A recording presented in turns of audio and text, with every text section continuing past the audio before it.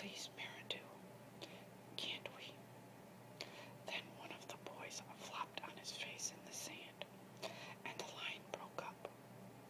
They heaved the fallen boy to the platform and let him lie.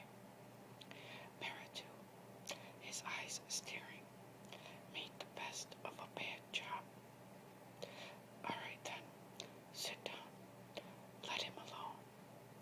But Meridu, he's always throwing a feint, said Meridu. He did in Yib, and in Addis, and at Mateen's over the presenter. This last piece of shop brought snickers from the choir, who perched like blackbirds on the crisscross trunks, and examined Ralph with interest. Piggy asked no names. He was intimidated by this uniformed superiority, and the offhand authority in Meridu's voice. He shrank to the other side of Ralph, and busied himself with his glasses. Meridu turned to Ralph. Aren't there any grown-ups? No. Meridu sat down on a trunk and looked round the circle. Then we'll have to look after ourselves. Secure on the other side of Ralph, Piggy spoke timidly. That's why Ralph made a meeting, so we can decide what to do.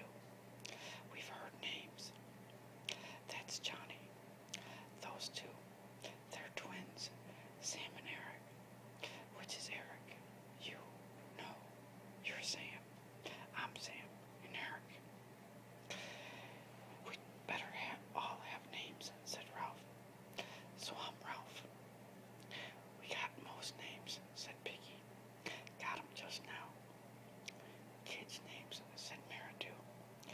Why should I be Jack? I'm Meridu. Ralph turned to him quickly. This was the voice of one who knew his own mind. Then went on Piggy. That boy. I forget. You're talking too much, said Jack Meridu. Shut up, fatty. Laughter arose. He's not fatty, cried Ralph. His real name's Piggy. Piggy. Piggy. Oh, Piggy. A short storm of laughter arose. Even the tiniest child joined in. For a moment, the boys were a closed circuit of sympathy with Piggy outside. He went very pink, bowed his head, and cleaned his glasses again. Finally, the laughter died away, and the naming continued. There was Maurice, next in size among the choir boys to Jack, but broad and grinning all the time.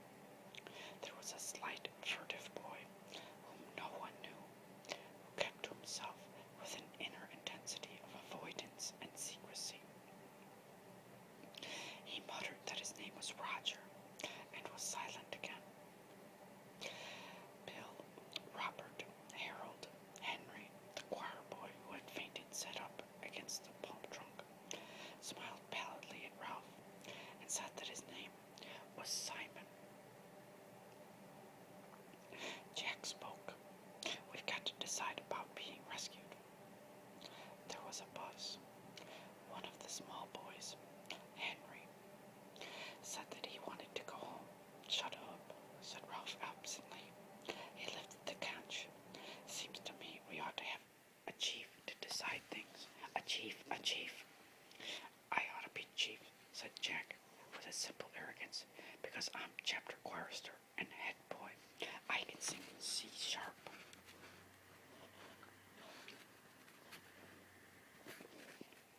Another buzz. Well then, said Jack, He hesitated. The dark boy, Roger, stirred up at last and spoke up. Let's have a vote. Yes, vote for chief. Let's vote. This toy of voting was almost as pleasing as the conch. Jack started to protest, but the clamor changed from a general wish for a chief to an election by a claim of Ralph himself.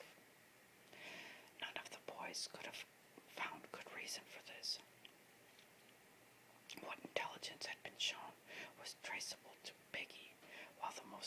rebellious leader was Jack, but there was a stillness about Ralph as he sat that marked him out.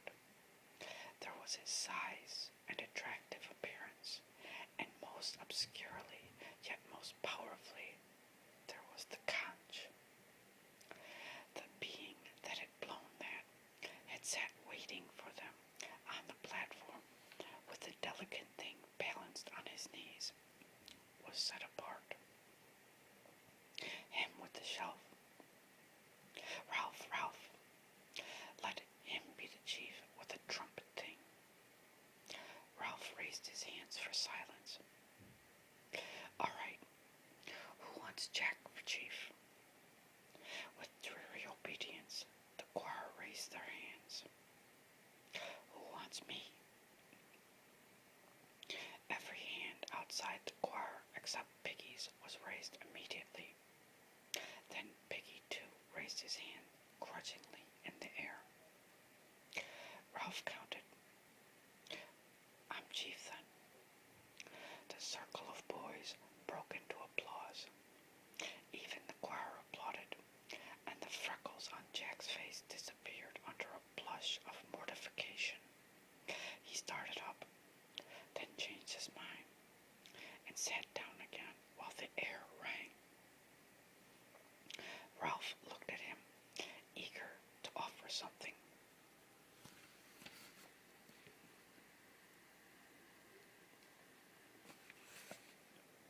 The choir belongs to you, of course. They could be the army, or hunters. They could be. The suffusion drained away from Jack's face. Ralph waved again for silence. Jack's in charge of the choir. They can be. What do you want them to be? Hunters. Jack and Ralph smiled at each other with shy liking. The rest began to talk eagerly. Jack stood up. All right, choir, take off your togs. As if released from class, the boys stood up, chattered, piled up their cloaks. On the grass, Jack laid his on the trunk by Ralph. His gray shorts were sticking to him with sweat. Ralph glanced at them admiringly, and when Jack saw his glance, he explained, I tried to get over that hill to see if there was water all round, but your shell called us. Ralph smiled and held up the conch for silence. Listen, everybody. I've got to have time to think things out. I can't decide what to do straight off. If this isn't an island, we might be rescued straight away. So we've got to decide if this is an island. Everybody must stay around here and wait and not go away. 3 of us. If we take more, we'd get all mixed and lose each other. 3 of us will go on an expedition and find out. I'll go, and Jack, and he looked round the circle of eager faces. There was no lack of boys to choose